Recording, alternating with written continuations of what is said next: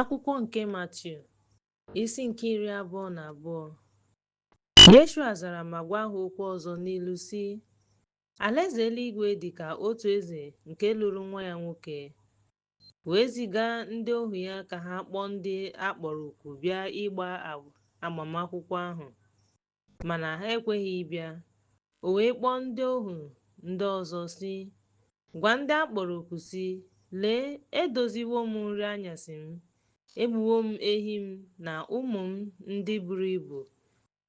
Ihe niile adịkwa njikere maka agbamakwụkwọ ahụ, ma ha ga-egwuri egwu. Ndị nzuzu wee lawa. Otu n'ime ha gara n'ụlọ ya, nke ọzọ n'ihe onwunwe ya. Ndị fọdụrụ jidere ndị ohu ya, jụọ ha ajụjụ nke ọma, gbuokwa ha.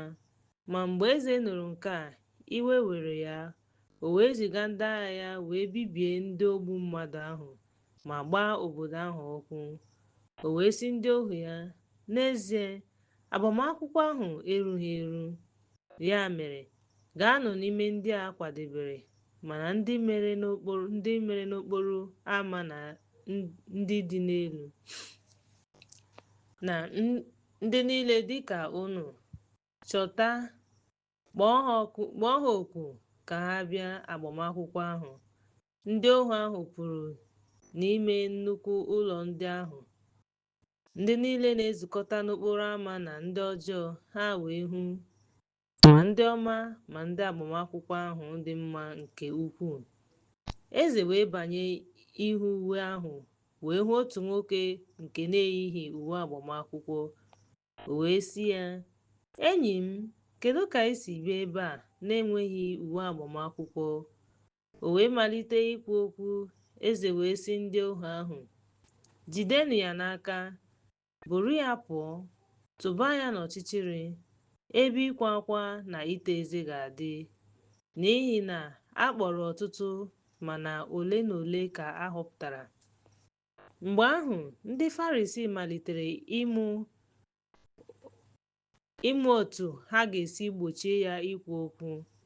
Ha zigara ndị na-eso ụzọ ya ka ha bịakwute ya na ndị Herọd sị ya, onye ozizi, anyị maara na ị bụ onye eziokwu, ị na-akụzikwa ụzọ nke Chineke, ị naghịkwa bara onye ọbụla echiche, n'ihi na ị naghị ele mmadụ anya n'ihu. Gwa m, kedu ka ị chere? Iwu kwadoro ịkwụ ụtụ isi nye Siza, ma ọ bụ na ọ bụghị? Ma mgbe Yeshua hụrụ ajọ omume ha, ọ sịrị, gịnị mere unu ji anwa m ọnwụnwa, unu ndị ihu abụọ? Nyenụ ụtụ isi. Ha wee weta otu mkpụrụ ego. Ọ sịrị ha, ihe a bụ onyinyo na ihe odide ihe onye. Ha zara sị, Siza. Ọ sịrị ha, ya mere, nyenụ Siza ihe Siza, nyekwanụ Chineke ihe Chineke. Mgbe ha nụrụ nke a, o juru ha anya. Ha wee hapụ ya, ha wee lawa. N'ụbọchị ahụ, ndị Sadusii, ndị na-asị na mbilite n'ọnwụ adịghị, bịakwutere ya wee jụọ ya ajụjụ sị, onye ozizi, Mozis kwuru sị, ọ bụrụ na nwoke anwụọ ma ọ mụtaghị ụmụ, nwanne ya nwoke ga-alụ nwunye ya site n'ọgbụgba ndụ wee mụọ nwa maka nwanne ya nwoke. Ugbu a, e nwere ụmụnne abụọ nọ n'etiti ha.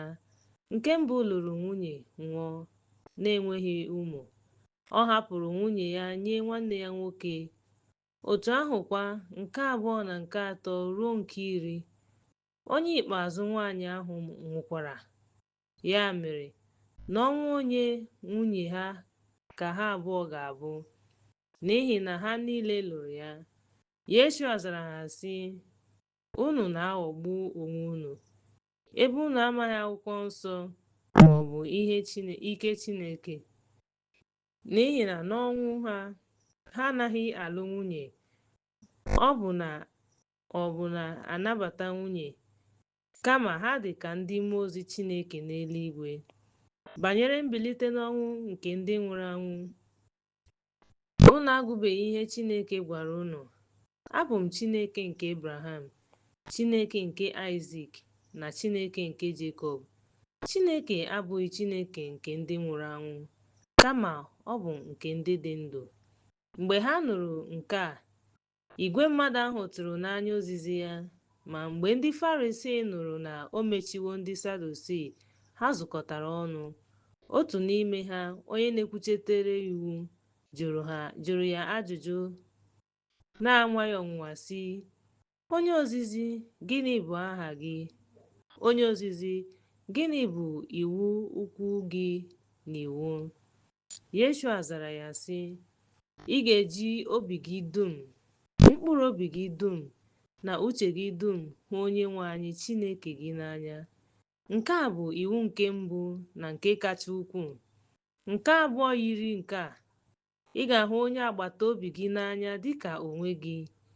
Iwu na ndị amụma niile dabere n'iwu abụọ a. Mgbe ndị Farisii zukọrọ, Yeshua jụrụ ha sị: ha sịrị, gịnị ka unu chere banyere Yeshua? Nwa onye ka ọ bụ? Ha zara ya, Devid. Ọ sịrị ha, gịnị mere Devid ji kpọọ ya Onyenwe anyị n'ime mmụọ? Onyenwe anyị ọ gwara onyenwe m sị: nọdụ ala n'aka nri m ruo mgbe m ga-eme ka ndị iro gị bụrụ ụkwụ gị? Ya mere, ọ bụrụ na Devid akpọọ Onyenwe anyị, kedu ka o si bụrụ nwa ya? Ọ dịghị onye nwere ike ịza ya okwu ọbụla. Site n'ụbọchị ahụ gaa n'ihu, ọ dịghị onye jụrụ ya ajụjụ ọbụla ọzọ.